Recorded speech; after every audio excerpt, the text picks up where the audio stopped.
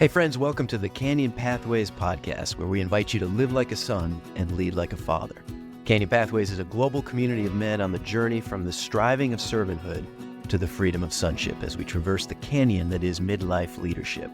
My name is Noel Bouché, and I'm the founder and part of the leadership team for this venture, and I'll be your guide throughout this podcast as we explore and discover what it means to live like a son so we can lead like a compassionate father.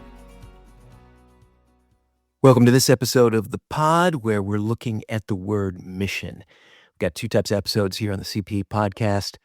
First one we call our field note episodes, where we break down, read, sit with one of our short form field note essays, which for us here at Canyon Pathways is a exploration of things we're learning in the field, and specifically one word that embodies a concept that we believe is central to this journey into sonship and what it means to live like a son. And the second type of episode is our conversation episode, where we have conversations with a couple brothers from around the world in the Canyon Pathways community on their canyon word, which they received through their retreat or spiritual direction experience as a gift in their sonship journey, and then also these words that we're sitting with in our field notes. So we're looking at mission, and the next episode to drop after this will be a conversation episode with CP brothers Sherman Bradley and Darren Madluli in South Africa. So eager for that episode. But first, we're looking at our field note on the word mission. And man, it's a strong word. It's a strong word per se, just phonetically. That's subjective, so that's my belief. I like that word mission, but also it's something that strikes a chord, I think, in our inner person. There's something innate in us that wants a mission. We want to know what to do. What is the objective? What am I here for?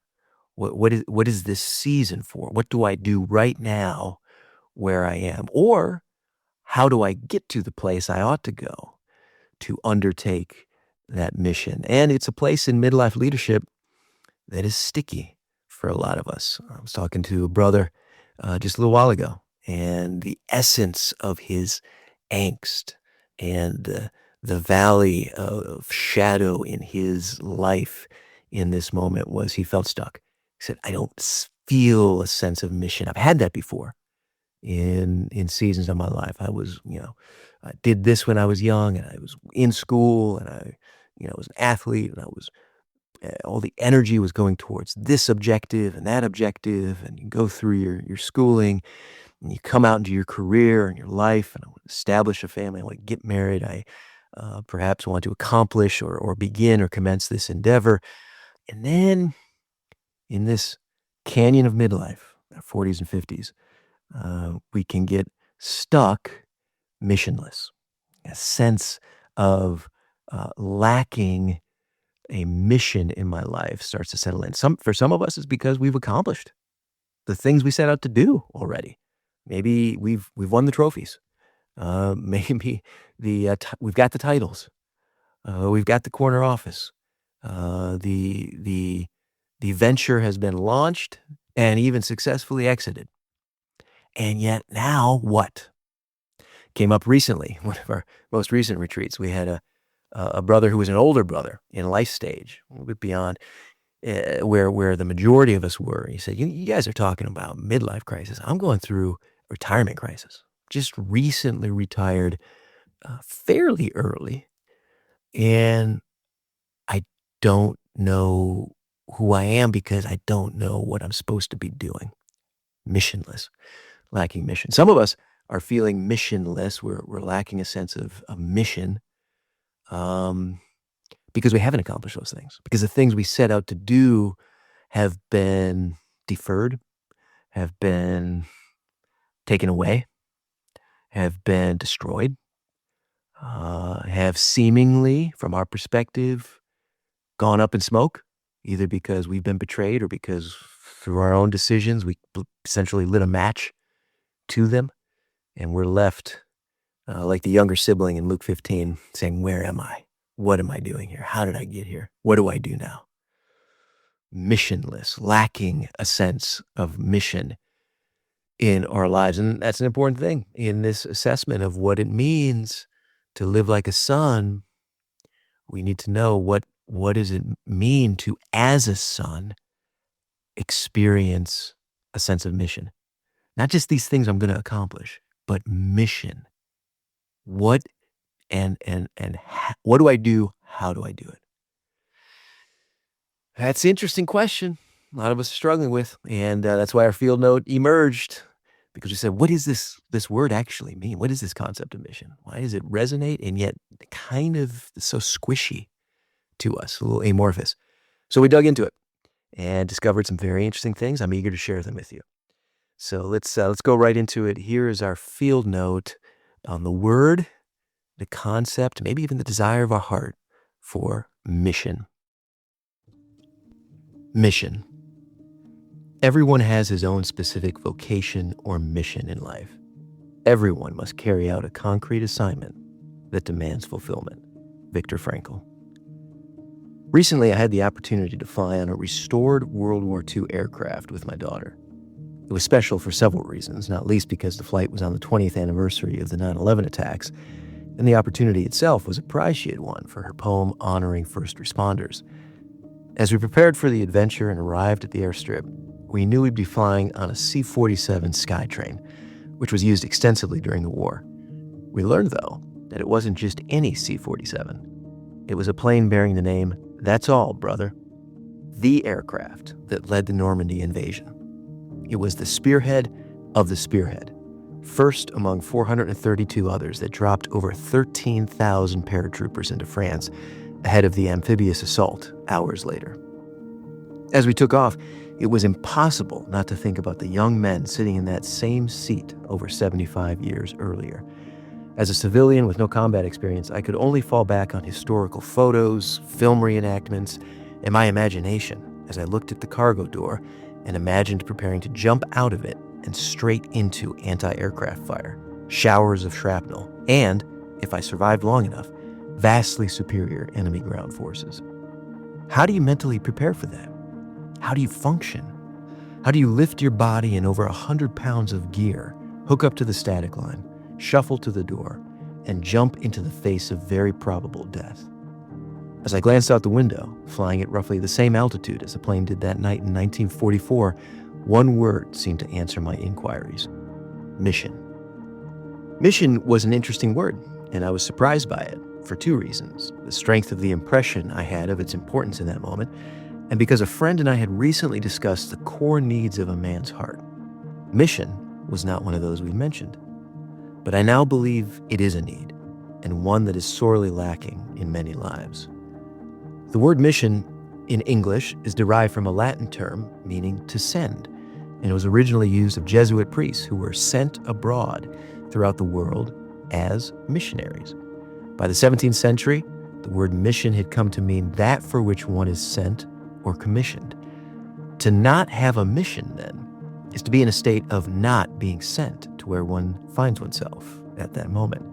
To not be commissioned for, well, anything. It is to exist in a vacuum, devoid of meaning, and like a marooned astronaut floating in the ultimate vacuum of space, it is to experience utter helplessness. This, by the way, is different from not having purpose. The English term purpose comes from, again, a Latin word meaning a thing proposed or intended. To have a purpose, to have a thing one aspires to or aims toward, is certainly important. It is the overarching why of our lives. But mission is the what and the how of that purpose, right now, today. Indeed, this relationship is borne out in military principles. The Army Ranger Handbook addresses the importance of mission extensively and defines it as a clear, concise statement of the tasks to be accomplished by the unit and the purpose for doing them. Note the relationship: a purpose, but also the specific tasks for accomplishing it. This began to answer my question about how a young paratrooper rallies himself to leap into hellfire. It was a mission. It was a series of tasks that had been trained for, experienced already, and done in the company of a unit of men similarly situated. Purpose would not be enough. The purpose for the corporate invasion, defeating the Nazis, liberating Europe, ending the war, or for the individual enlistment as a paratrooper, A sense of duty, a desire for adventure, a thirst for revenge, a way to escape your small town, extra pay. Those alone could not send someone out of those planes with focus, clarity, and effectiveness. It was a mission well trained for that propelled them in the face of fear. As one veteran said in an interview 50 years later, in the back of your mind, you wonder what's going to happen, but you know you've been trained and trained in what your job is going to be, what you're supposed to do, and that's what you've got to think about. As a Marine Corps training manual puts it, when a Marine faces a situation in combat that is similar to a situation he faced in training, his fear will be less and his confidence will be heightened. We need this sense of mission in our daily lives.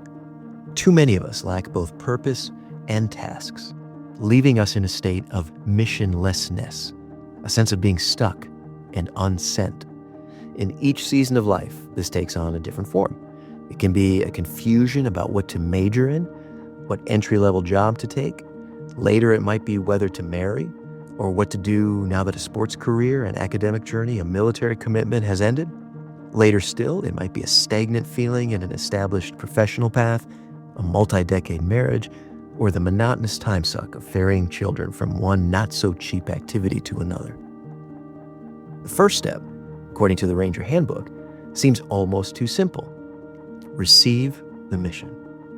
But missions are easily rejected. Due to apathy or arrogance, insecurity or inattentiveness, we can miss the message, not receiving the purpose and tasks, and hence not feeling sent in that job, that marriage, that life stage, that car ride with one's sons and daughters.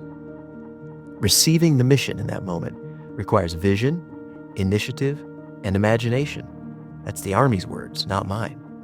More than anything, it means being in the presence of the commander and being ready and willing to be sent, whether the mission requires rigor or rest, speaking or listening, stage presence or foot washing, confronting injustice or breaking the power of secrets.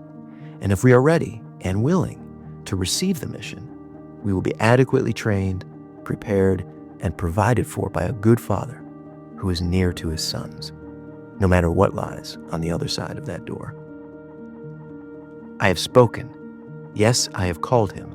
I have brought him, and he will succeed in his mission. Isaiah 48:15. There's our field note on mission. Hope you enjoyed that and took something away from that immediately. Rereading it, I had a couple takeaways. Actually, three takeaways I'll share with you. And just kind of as a preface, one thing that jumped out at me is obviously this framing it up with the D-Day invasion and the military context, going into combat in that case as paratroopers. But he hits at something that's I think important about mission, which is this: you have to be trained for your mission. Like there is no mission that we undertake in our day-to-day physical lives in this world that doesn't require some training. You have to have some preparation, some aptitude to be able to accomplish most missions in life, and especially the most important or the most strenuous, intellectually or physically. You have to be trained. You wouldn't go into combat without first going through boot camp. You wouldn't go into the football season without first going through training camp. Very few things professionally, even as hobbies, that we wouldn't go through some preparation and training for before actually stepping into the actual mission. And that can be an encouraging thought for a lot of us, particularly if we are in a stage where we feel either stuck or in a waiting period or unclarity, maybe even some confusion, is it's okay if we can't rattle off what my mission is in life right now. That might be okay. Maybe what we're going through is preparation for a mission that will be revealed, have to be received, and then undertaken at a later date, whether it's tomorrow or 10 years from now. But that's, I think, an important kind of preliminary assessment for us is why Why do I feel stuck? Why do I feel like I can't identify, don't know what is my mission? Is it just because of sin or avoidance or rebellion? I know what it is, but I'm not going to admit it. I'm running from it, or I'm making choices that are blowing things up in my life, making it hard for me to hear, isolating myself. Or is it that no, I don't think there is a mission right now. Maybe the only mission is to be trained, to be prepared, to go through and experience some things that I am right now that will then reveal to me what my mission is in this next season. So it can be an encouraging thought. Hey, let me just step back. Maybe that's what this is. This season is about preparation. Maybe it does feel a little bit rote. Maybe it does feel a bit monotonous. Maybe it's because I'm in boot camp. Maybe in my sonship journey, maybe in my spiritual formation, maybe that's what's happening. Maybe some things are being stripped right now so that I can learn new skills, so that I can be formed in a way that then will allow me to receive and accomplish a mission that is yet in front of me. Encouraging thought, and leads right into the first takeaway for me, which is the word itself, mission, from a Latin root meaning to send. So a mission is not just a thing for me to do and accomplish and then earn some type of reward for accomplishing it, whether it's financial or reputational. Uh, a mission is something I am sent to do. I am sent into this place to accomplish these tasks this way for a reason. And that's just in and of itself an interesting thought. What am I being sent for? It may be in line with my kind of the contours of my life, my preferences, my professional attributes and abilities and skills that have been well developed and refined through many, many hours and years of practice and execution. Uh, or it may not be. I may be being sent to something that doesn't make a lot of sense to me outwardly, but that is the will of my Father, that I am sent into this place to do this thing for the sake of His will, His purposes, His outcomes. And because I can trust that it will be to the benefit ultimately of not only those I'm touching, I'm relating to, but also myself um, over the course of time. So it's to be sent. And that's, of course, part of the problem is we find ourselves sometimes in places where we're like, I don't feel like I was sent here. Well, maybe we weren't. Maybe we're running. Maybe we're in a far country. Maybe this is a Luke 15 younger sibling situation where, hey, I'm here not because I was sent. I'm here because I chose to be here. I ran. I've been making choices out of my own will and determination, and this is where it landed me. That could be. Could be. Or I could find myself out in the fields, like the elder sibling in Luke 15. So I kind of know why I'm here, and I know I'm doing what I do well, being responsible, being dutiful, using my skills, my attributes, my positions, all the assets available to me to accomplish these things, to hold them together. But I don't feel sent anymore. I'm angry. I'm exhausted. I don't know why. I'm tired. I'm looking at people like this father, like this younger son who blew everything, and I'm resentful. And I don't get why I'm doing this anymore. I'm not seeing the reward. There's no reward coming. There's nothing in the offing here for me. No fatted calf. That's also a position we may find ourselves in. I have been sent, and maybe we also are putting ourselves out in those fields, being dutiful, being responsible, out of fear, out of a sense of being duty bound, out of a sense of striving and earning and proving that I'm not like that guy. I'm better than that guy. I deserve more. And yet, what's the actual mission in that context of that parable? To come in, rest, receive, and celebrate. That was actually the mission for the elder son in that context. Maybe we're choosing to be grinding away out in the field right now. So all of it comes back to What am I being sent to? Have I been sent? Have I ever felt sent? Some of us have lacked that because of abuse or abandonment in our background. We've never felt that in relationships. We're like, hey, I've I've I've been grinding, I've been striving, I've been clawing for everything I've got. Never been sent. I've paved my own way, blazed my own trail. Oh, maybe we're now hitting that point where it's like, hey, I need to feel sent. I need to feel the purpose of having a mission. Interestingly, the Hebrew word for table has an ancient root that literally means to be sent. That is an important thought because not only as a son, when we're living like a son, do we know that we're invited into the table at any time. We're a son and an heir. I can come into that table anytime I need to rest. I can come into that table anytime I need provision. I can come to that table when I feel lonely and isolated. I can come in to that table for fellowship. And when it's time to leave the table, because no one lives at the table, we gather at the table, and then what do? We're sent from the table. We go from the table out into that place that we're being sent.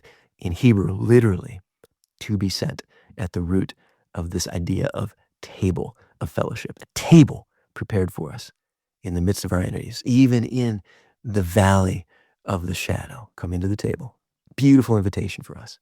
Stop grinding away like a servant, like a hired hand, proving, earning, clawing our way through, and to live like a son, to come to the table where we will then be sent from the table, where we will receive not only identity and purpose, but mission at that table.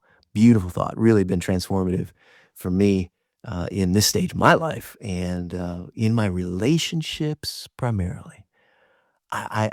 Sometimes when things are cloudy and I'm confused, don't know why I'm in this industry anymore, don't know why I'm at this firm, don't know why I can't get into this firm, don't know why I can't break in. Hey, what are the relationships around me? That's always going to be primary in our mission. It's always going to be in our Father in the kingdom. It's going to be about relationships.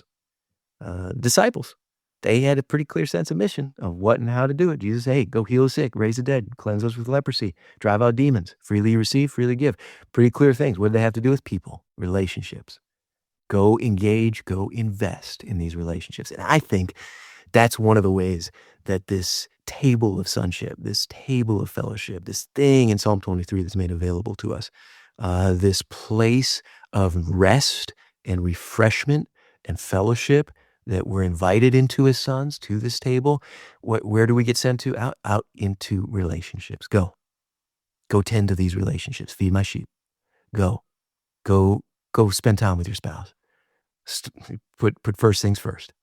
Go find the time for your children. Go spend time with that colleague. Don't just delegate. What's going on with the people around you? Get to know them. Spend time with them. That's a pretty clear mission for a lot of us as we continue to move through this season of midlife leadership, not just checking boxes, but accumulating a sense of not only that I'm a son, but I'm an heir, and also I'm being poured into so I can be poured out of to the people around me. And if you think about that, it's really important to stop and just look at some of the things that we're prone to that can get in the way of that, and also that are tactics of our adversary and accuser. We can't be ignorant of them. One of them is competition, comparison, comparing with others. Yeah, but look at that guy. Look at these guys over here. And we might either say, I'm aspiring to that, not there yet, got to keep moving and shaking," or we might say, "These guys are clowns." And look at they're just, you know, it's just like, uh, they're making bank and I'm still grinding away over here. Where's my fatted calf? And that's comparison. It's gonna cut us off in the knees every time. Kinda see that with the disciples even. Obviously, they were kinda jockeying for a position, but even at the end, Peter said, "Okay, Lord, like, you're saying these things to me. Yes, I love you, I love you, I love you. Okay, what's gonna happen? Sounds like a tough road to hoe, but I'm gonna follow you. I've learned. I love you. But hey, what about this guy? What about this guy over here?" Jesus said, "Hey, nah, don't worry about it. If it's my will he remains, he'll remain. Don't worry about it. Leave that alone. You follow me. This is your mission. Don't worry about his mission. Don't look at their mission. Don't look at their accomplishments over there or their folly. Here's your mission. You follow me. Look at me. Look at me. Here's your mission. This is what I need you to do. This is what I want you to do. I'm not going to leave you alone in it. Never going to leave you nor forsake you. Going to provide, and you come back to the table, come back to the table. But this is your mission. Don't compare it to anyone else's. Don't measure it. Don't measure it up against other people's, the size, the scope, the grandeur, whatever it is. You follow me.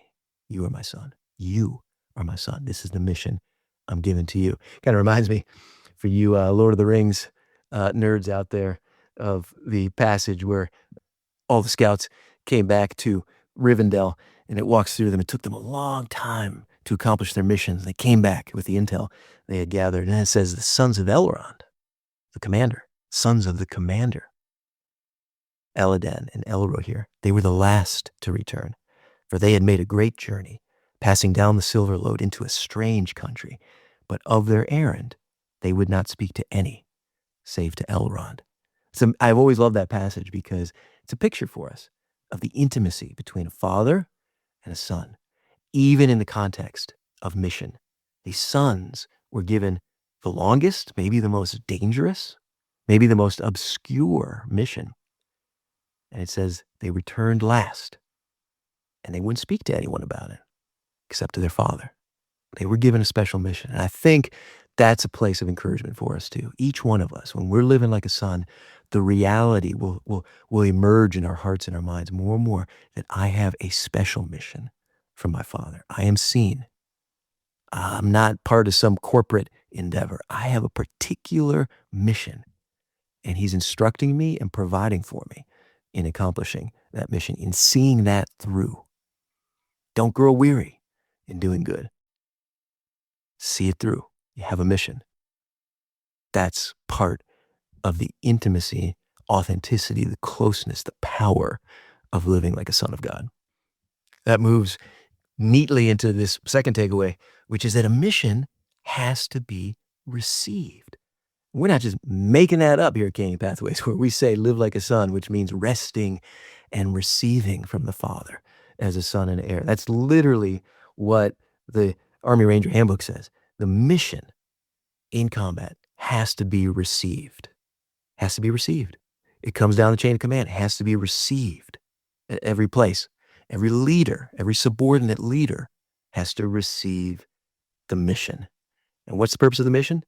Well, depending on the mission itself, of course, but it's going to give to you as a leader in that mission the opportunity that you've been prepared for to utilize vision, initiative, and even imagination. That's the difference between command and control. Command allows for imagination on the front lines, frontline leaders. Control, not so much. The more controls you got, the less initiative you've got on the front lines for subordinate leaders in a decentralized environment so they can make decisions quickly, seize opportunities. That's what we're being given as sons. We're not being called to just check boxes. We're not making widgets over here where it's just follow these quality controls and churn it out. That's why a lot of us end up angry and exhausted, like the older sibling. We think being a son means grinding away in the field or sitting in the factory all day, cranking these things out. But I do this. I read my Bible. I check all the boxes. I look like a good churchgoer. I'm going to discipleship groups. I'm doing this and that. All good things. But that's not living like a son. Living like a son is resting and receiving from the Father, hearing from the Father, knowing the Father. How? In part through being around other sons. Other people who are living like sons, not questioning their performance, not saying, am I doing enough to earn? No, I receive freely this grace. I give it freely to you as a son, son among sons. One of the most beautiful things we experience at Canyon Pathways retreats, being a son among other sons for just a few days to taste the rest that creates in our hearts and our minds, things that we've been panting for and didn't even know it. Resting, out of that resting, we can receive. When I rest, I can receive the mission, the unique mission that the Father is giving to me. Probably it's going to be revealed fully through other people. Multitude of counselors, that's where victory is. When I'm a son among other sons, I will hear from the Father more clearly because I'm going to be around other people who are hearing from the Father. It's not in isolation that we often do best. It's when we're around other sons who are sharpening us, refining us, clarifying, using their gifts and anointings to bring clarity and wisdom and understanding to our mission. It's a beautiful thing. Lastly, last takeaway leads right into That is how we receive it, is proximity to the commander. In this case, who is our commander? The Father. Proximity to the Father. It starts right there. I will hear and understand the mission when I'm around other sons who also know the Father, and when I'm spending the time to be with this Father, who is a good Father, of whom I am an heir, not a hired hand. I'm not earning all this stuff. I'm not earning the mission. I'm receiving it. I'm not earning the things I'm going to need for that, the tools, the tactics, the understanding. I'm receiving it. I'm receiving it from a good Father who loves me and will never leave me nor forsake me, and he will see it and see to it that we succeed in our mission. Friends, hope you enjoyed this Field Note episode on mission. Our next episode that's going to drop is going to be a conversation on this topic with Canyon Pathways brothers Sherman Bradley and Darren Mabouli. So I hope you check that out when it drops. Check out the show notes for links, as well as a PDF with discussion questions if you'd like to use this episode for personal reflection or small group meetings. Subscribe so you catch all of our episodes as we develop a language of sonship through this podcast. Thanks to the team at Maroon Harpoon for producing this episode, and to our donors who make this venture possible. And as always, thank you for being a part of this Canyon Pathways community as we together live like sons and lead like fathers.